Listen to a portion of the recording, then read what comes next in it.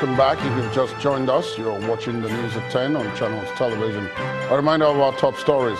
President Buhari presents 8.6 trillion naira 2018 appropriation bill to the National Assembly, seeks the cooperation of lawmakers for early passage.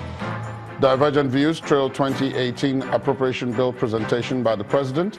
Some lawmakers applaud, others express caution. Police in Bayelsa State rearrest 5 of 10 detainees who escaped from SARS custody in Yenagoa. And more problems for President Salva Kiir as South Sudan's army commander defects to the rebels.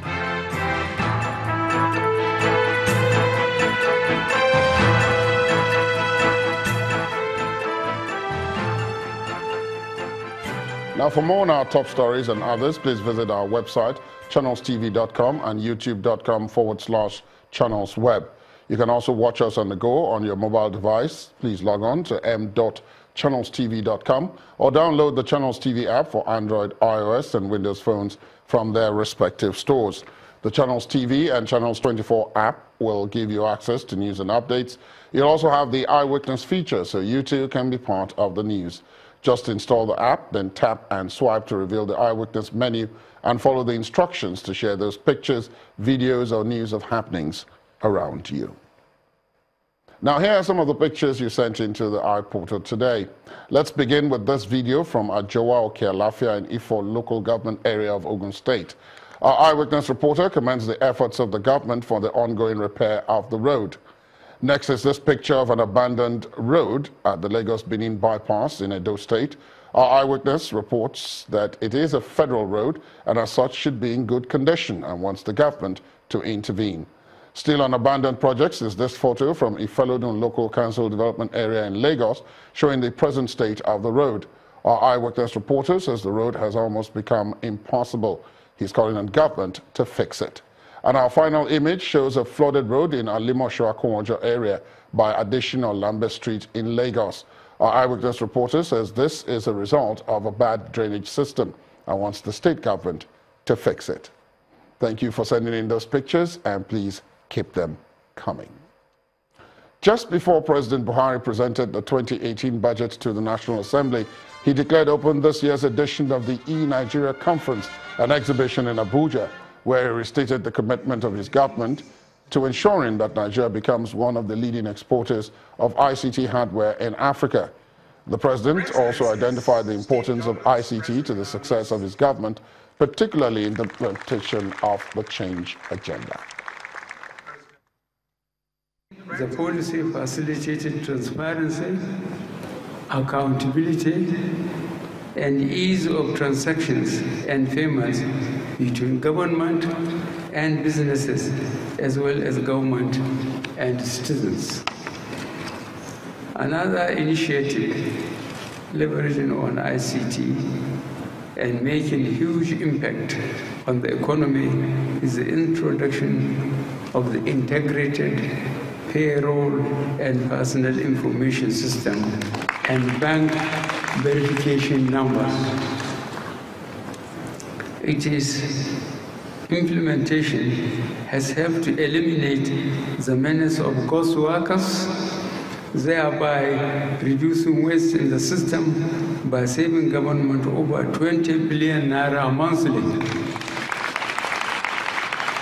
This administration recently issued an executive order mandating all ministries, departments, and agencies to give preference to locally manufactured goods and services in their procurement of information technology services.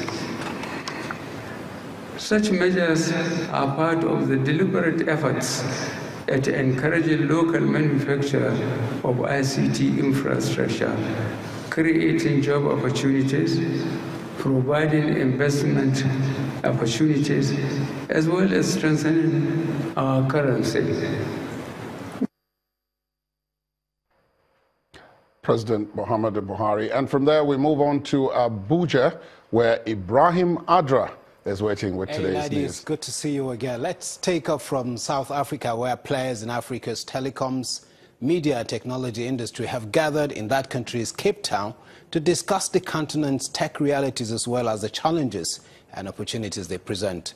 It's the 2017 AfricaCom Conference, and keynote speaker, Chairman of Channels Media Group, Mr. John Momo, challenged mainstream broadcasters to face up to the new media realities and do much more to survive and thrive in a world where service is now king.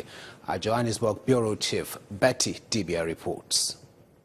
The AfricaCom Conference is said to be one of Africa's largest telecoms, media and technology gathering. It's said to be the place to shape Africa's digital future. Africa, as you know, is the fastest growing region in the world, second only in size to Asia, and there are still challenges and still massive opportunities. Giving the keynote speech at the Africa TV Connect section of the conference, the chairman CEO of the Channels Media Group, Mr. John Momo, spoke on new thinking, respect and vision for professional broadcasting in an age of disruptive media, fake news, plagiarism and copyright infringement. Local has become global, and global, local. The responsibilities of the broadcaster has increased immensely, meaning that we must now be very progressive and proactive in meeting the challenges of these responsibilities. It's my hope that we will seize the opportunity that the conference provides to re-examine our methods, explore new ways of doing business, and create opportunities for effective professional collaborations across the diverse representation of the media entities we have here today. A panel of broadcasting experts also looked at the role and challenges of public broadcasting in an evolving digital African landscape where the local is global and global is local maxim also applies like in the rest of the world. Public service broadcasting has been behaving like subsistence farmers where you produce for your own consumption. The challenge now is, and in fact, it's also an opportunity. The opportunity is we must create top quality, compelling content that can travel, that can be distributed, that can be exported. What we've managed to do is protect program makers. Essentially, this is if you're a young production company and you come to a public broadcaster with an idea, you keep that idea if it's broadcast under the pact agreement. And what that does is it creates, it's a creative industry. Content is king. Local content is God. It's become such a small world, and that we can seize the opportunity, seize the day of what technology presents to us and use it as a leverage for all broadcasters around the country. Everything ICT, economic development and social empowerment in a more connected Africa is on the agenda here. The AfricaCom Conference continues for 2 more days where the digital economy, including the place of cryptocurrencies, will be discussed on the various platforms. From the Cape Town International Convention Center, Pt.2, Channels Television News. Many thanks, Betty. And back home here, police in Bayelsa State have rearrested 5 of the 10 detainees who escaped from a makeshift detention center in the state capital, Yenagoa. The suspects, who broke out of jail in the early hours of today, took advantage of the weak infrastructure at the detention center. Torn rooftop and broken ceiling boards are indications that all is not well at the Special Anti-Robbery Squad headquarters in Yenagoa, the Bayelsa State capital. 10 detainees had escaped through this roof, exposing the weakness of the infrastructure and perhaps the level of insecurity in a security outfit. The roof of the detention facility was broken, and some suspects have escaped. Immediately, policemen were deployed to cordon off the facility, and we are going to rearrest those suspects. There is no room for them to escape. We have already circulated their profile to our intelligence sources, and we believe that in no distant time they will be rearrested. Although police authorities in the state are insisting that only 10 detainees escaped, the statement from some of the rearrested suspects suggests otherwise. When we wake up, I don't really know exactly the number of people we run, but when me and him run come out, we meet extra 5 people for road, we then still leave us there come out. As we come wake up inside the meeting now, we all see at ourselves, we all see empty. Say 1 people they say they don't come for ourselves, say 2 people they say they don't come for ourselves, they come pass for ourselves, they run. And they also get to follow them run. Already, the rooftop is being reinforced to avoid reoccurrence. The command is assuring Bayelsans that the remaining escapees will be rearrested and wants members of the public to assist the police with useful information that will lead to the rearrest of others. The federal lawmaker representing Bauchi Central Senatorial District, Senator Isa Miso, is to be rearranged on December the 12th, 2017. Justice Anwuli Chikere of the Federal High Court Abuja adjourned hearing to the new date after an irregularity was pointed out by Senator Miso's counsel, Joshua Musa. Mr. Musa told the judge that the 10-count amended charge was defective because there was no seal on it in line with Order 10 Rules 123 of the Federal High Court.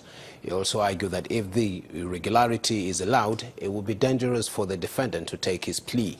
The prosecution counsel, Mr. Salih Hadi, then had to apply for a date to enable him to affix the seal on the amended charge.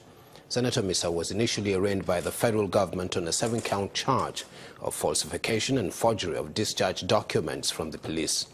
However, 3 more counts have been added, which necessitated the amendment of the initial charge. And the federal government is working on a constitutional reform to make the nation's dispute resolution mechanism effective. And that is because government has identified that the present adjudication process will not encourage investors to be interested in Nigeria. The Vice President, Professor Emu Shibajo, says the 3 arms of government are working on reviewing the process and would entertain contributions from the private sector. Your Excellency, Vice President. We may need constitutional changes to be able to get our dispute resolution mechanism to work effectively. And we've been working on that with the judiciary and the legislature, and I think that we really need to advance that work as quickly as possible. Because it's entirely possible today within administration of justice system to just hold up a case for however long you want. So if I owe a debt, if for instance I'm not willing to pay money that I owe a bank or anyone else, I can go with any type of action and then appeal all the way, take an interlocutory appeal all the way to the Supreme Court, stay proceedings in the meantime, even if there's an arbitration clause in the agreement. So we have a real problem with our process of the adjudicatory process, and we have to resolve it by, again, a collaboration between the legislature, the executive, and the judiciary. And I think that the private sector, working with people like you, Kola, we need to sit down and look at what we need to do. What are the quick ways of resolving this? Because really, at the end of the day, if you don't have a system that can resolve disputes efficiently, why should anybody want to bring in anything at all? Nigeria's Senate seeks scrapping of excess crude account, citing huge revenue leakage and arbitrary handling. That's on Business News, right here on the news at 10. Do join us again.